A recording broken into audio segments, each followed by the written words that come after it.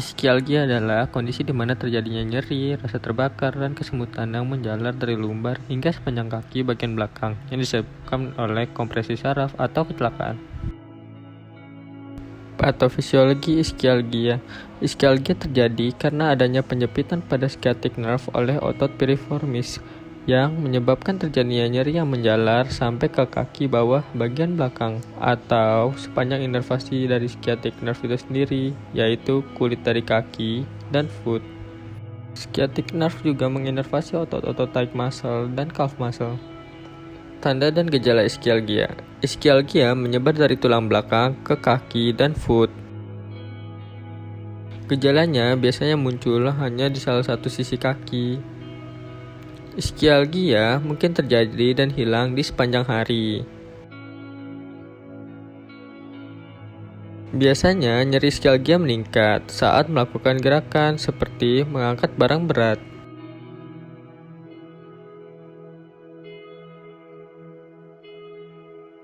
Duduk dapat meningkatkan sensasi nyeri bagi penderita ischialgia.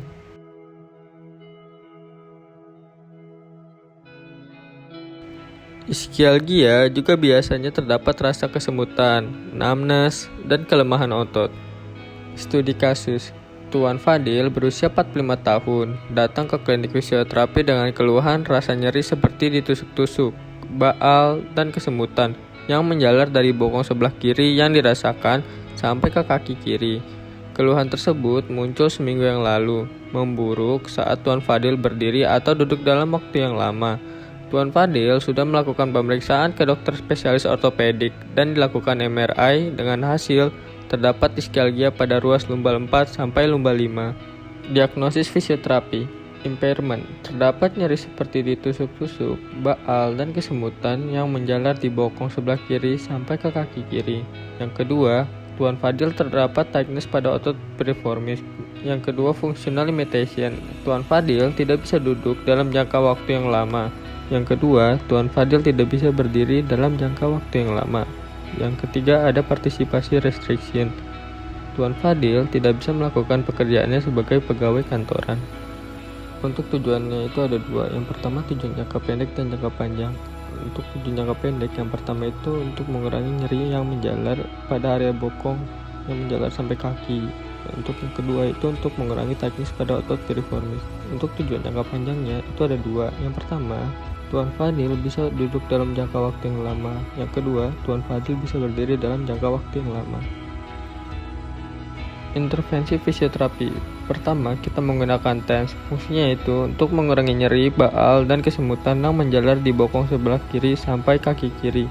Kedua, kita melakukan stretching, yaitu untuk mengurangi tightness pada otot piriformis. Oke, setelah itu kita akan melakukan tes dengan nama tes SLR test, yaitu tujuannya untuk memprovokasi apakah ada nyeri atau enggak pada di sciatic nerve. Apakah terdapat nyeri Pak ketika saya angkat segini? Kalau segini? Oh, terdapat nyeri apa ya? Oke, karena terdapat nyeri saat diangkat 50 derajat, kesimpulannya berarti Bapak ini terdapat nyeri yang disebabkan oleh sciatic nerve. Untuk mengurangi nyerinya, kita menggunakan elektroterapi menggunakan modalitas TENS.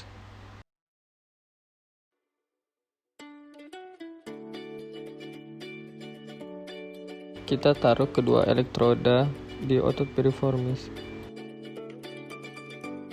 Setelah kita taruh di otot piriformis, kita rekatkan elektroda agar tidak terlepas.